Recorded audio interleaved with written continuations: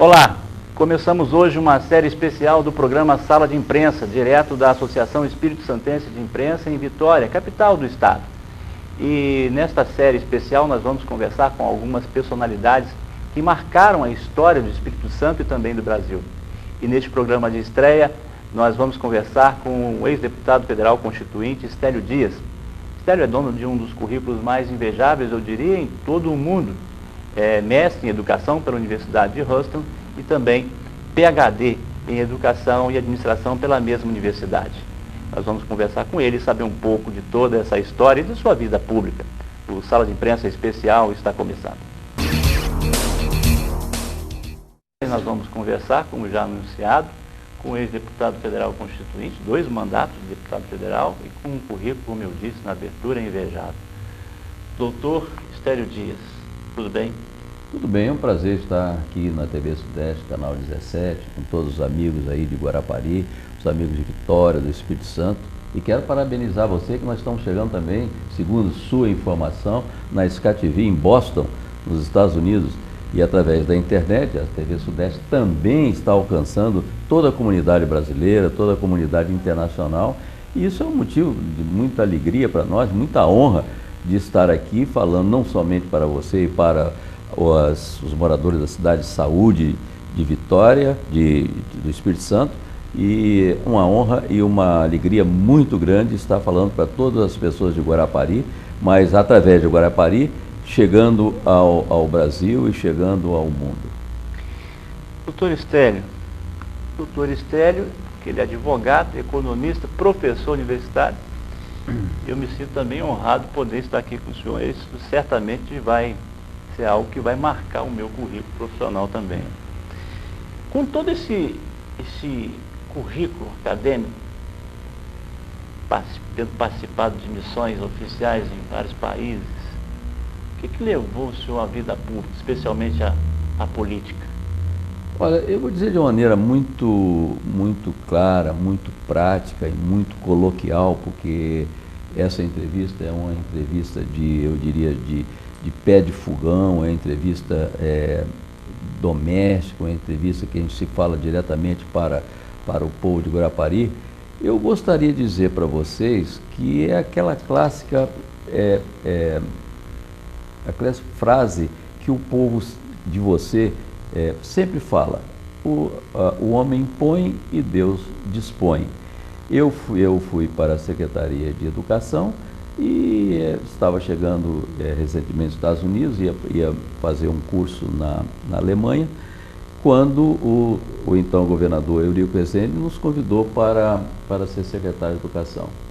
Foi uma época muito difícil, porque estávamos numa transição democrática muito bem conduzida por um dos estadistas mais importantes da vida brasileira, que era o general Ernesto Geisel.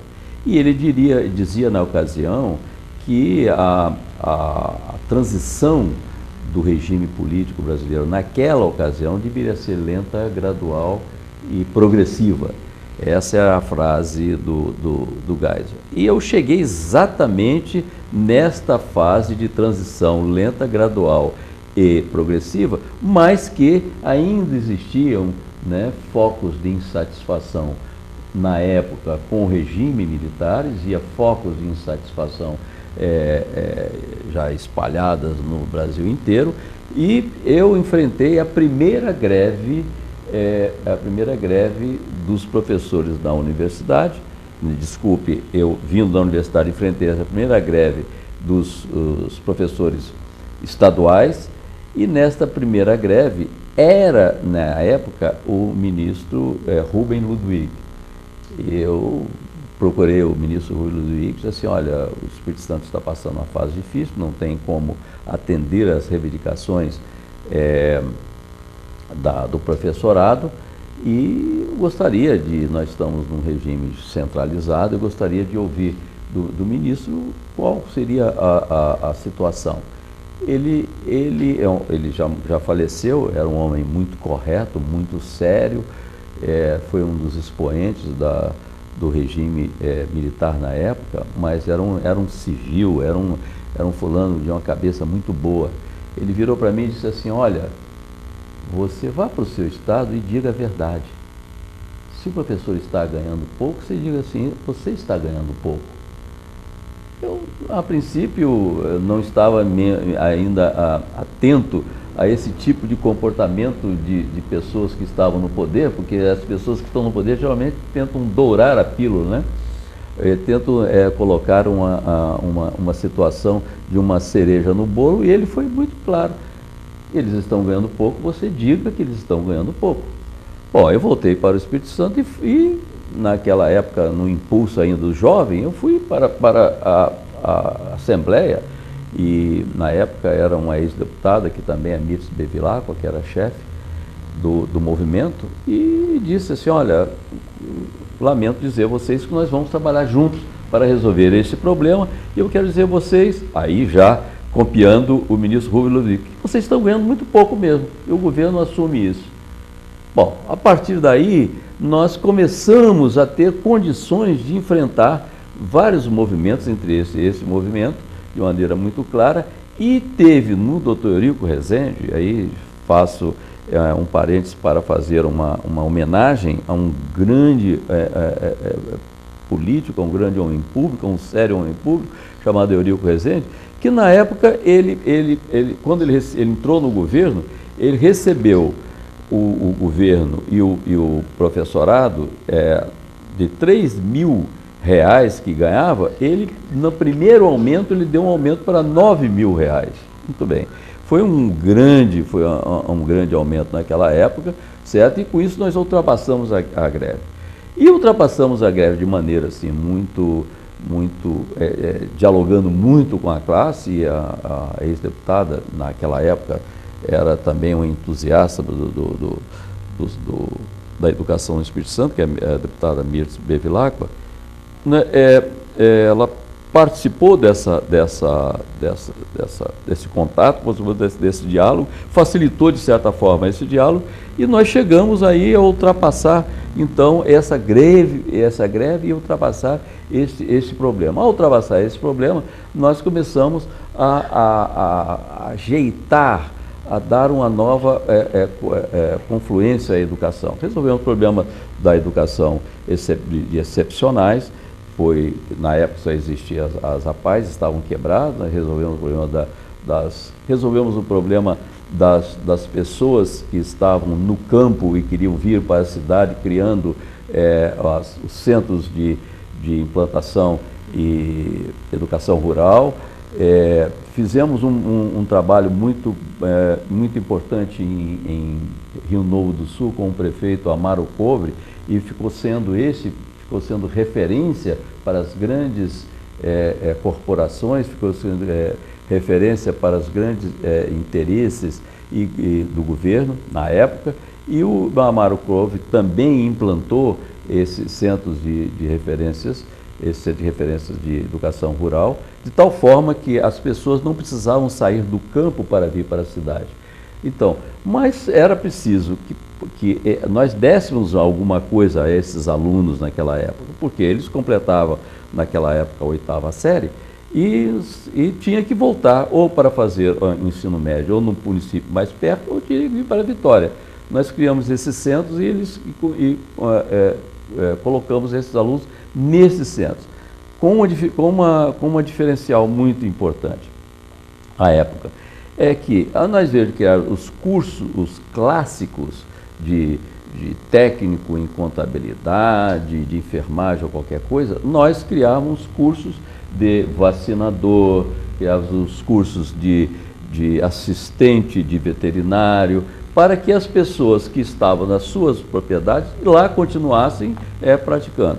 Bom, então todo esse trabalho educacional que foi feito num período de 3 anos, muito violento, muito rápido, né, nos levou ao Dr. Eurico, na época, a me chamar e dizer, olha, nós fizemos uma pesquisa e Vitória, você está com um nome muito bom para ser bem avaliado para ser deputado. Você não gostaria? Eu falei assim, olha, eu nunca fui político, não sei ser deputado, não sei o que é isso, doutor, eu só sei fazer isso que eu estou fazendo agora. Aí ele falou, não vamos fazer, vamos tentar, pensa nisso e tudo, etc. Bom, na época eu relutei, porque não sabia realmente, não sabia nem como, não era inscrito em nenhum partido político, e o presidente do partido na época me chamou e disse assim, olha, colabora com a gente, talvez você possa ficar na 4ª suplência, na 3ª suplência, você ajuda outras pessoas a se elegerem, etc. Bom, eu fui levando isso na conversa, até que um dia, doutor Eurico disse, olha, esse encerra amanhã, você ou colabora com a gente ou não colabora com a gente. Eu falei, não, eu vou colaborar. Eu aceitei, mas ainda sem saber onde eu estava aceitando, o que eu estava fazendo. Terreno você estava pisando. Que eu estava pisando. Então, estou sendo muito sincero contando a história, porque isso é parte da história, né? Ele vai colaborar com a gente, ele vai chegar a uma 2ª, 3ª suplência, ele vai chegar. Bom, fui candidato e da 3ª suplência eu fui o deputado mais votado da época. E aí, bom, fui para a Câmara, né, e fiz um trabalho que eu considero um trabalho razoável e sério, sempre com a ajuda das pessoas, ninguém faz nada sozinho, né? E fui para o 2º mandato, que seria o 2º mandato, que era o mandato de constituinte, deputado constituinte. Certo? Também nesse 2º mandato eu fui um dos deputados mais votados e cheguei até a constituinte, e da constituinte eu fui para o terceiro mandato, e quando eu perdi a eleição, e junto com o deputado Dante de Oliveira, que foi autor da lei das eleições diretas, nós fomos os deputados mais votados no Brasil, mas não conseguimos ser eleitos porque o partido não fez legenda. Não fez legenda. Aí eu entreguei os pontos, assim, realmente eu nem sabia que o deputado mais votado tinha que ter legenda, etc. Então, tudo bem, vamos lá, vamos. Aí eu saí da vida pública, mas o Dante Oliveira também não foi eleito. Mais tarde ele voltou a ser governador do Mato Grosso, mas naquela eleição em que nós fomos os deputados mais votados no Brasil, não conseguimos ser eleitos devido a esse problema da legislação brasileira. Então esse é rapidamente esse ponto, da qual tem muitos outros assuntos, mas o tempo é nosso, pouco, né? Nosso escravo. Bom, nós vamos fazer o nosso primeiro intervalo.